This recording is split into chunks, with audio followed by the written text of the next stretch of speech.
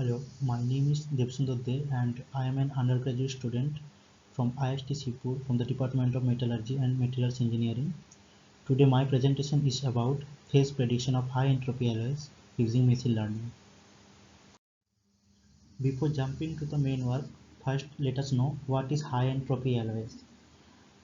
Basically, the history of high entropy alloys comes from the fact that before in past few decades, alloys have been nomenclatured based upon the major elements, but Professor Brent Cantor and Professor Ye has changed the way of looking, introducing the high entropy alloys.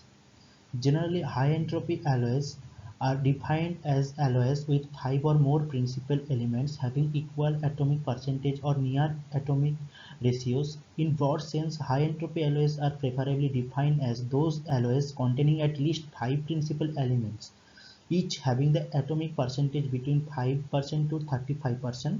This is the compositional definition of high entropy alloys, and there is another definition which is based upon the entropy. This is second definition. Entropy should be greater than 1.5 bar. Basically, these are not the hard and fast rule to define a high entropy alloys. These are the guidelines of define high entropy alloys.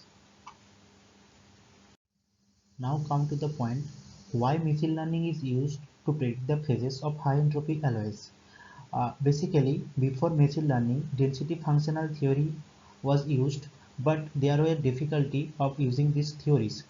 Calculations are more time consuming and exhibit uncertainties in terms of treating the d orbitals of transition metal atoms that are often components of high entropy alloys.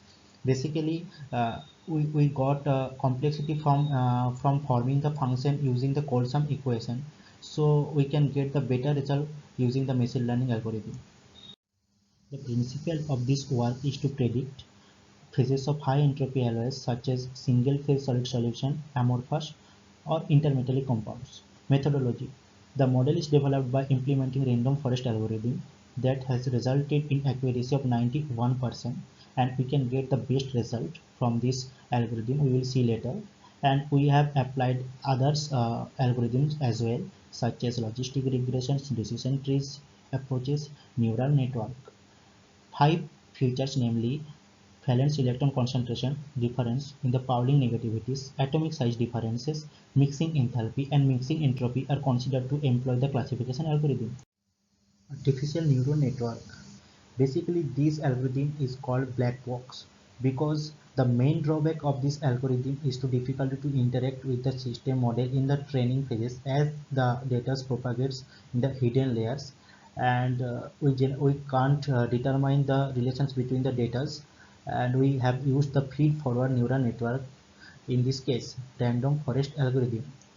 We can see from this picture that we have used 119 samples with three different phases: amorphous, solid solution, intermetallic compounds. And beside there is a table. A sample of five multi-component alloys is shown with six corresponding features, the first of which is the phases, that is amorphous, solid solution, intermetallic compounds, and the other five consist of real numerical values described in valence electron concentration difference in the Pauling negativities, atomic size differences, and mixing enthalpy and mixing of entropy. This is the typical representation of scatter plot. We have done it using the seaborn from the Python. It is observed that the histogram cannot be separated from each other, which implies that no single feature is enough for the correct classification. Thus, multiple features are needed to obtain an accurate classification, and besides, the statistical values are given, which is calculated using a pandas library. This is the performance of proposed work is obtained by the F1 score, and these are the formulas which we can use to define F1 score. This is the typical representation of accuracy matrix. The model has three different classes. Class 0 have 8 instances, class 1 have 7 instances, class 2 have 21 instances. This represents amorphous intermetallic compounds and solid solution. The testing data contains 36 instances out of 119, and only 3 instances were wrongly classified. From the accuracy matrix illustrated, it is clearly visible that out of 8 alloy sample sets, 7 samples were accurately classified as amorphous and 1 was wrongly classified. Similarly, 5 samples were correctly classified as intermetallic compounds and all solid solution phases were classified accurately. These tables describe the phases classification comparison between the actual and the predicted values, which is the next table that illustrates the voting mechanism of first 10 samples using the random forest technique. It is clear from the table that the first row, the maximum value is 1 and is associated with the solid solution class, and hence the first sample goes to solid solution class. Similarly, in the second sample, it is 0.6 is greater than other two values, hence the second sample goes to amorphous class, and so on. These are the different algorithms are involved in our work and their accuracies are shown.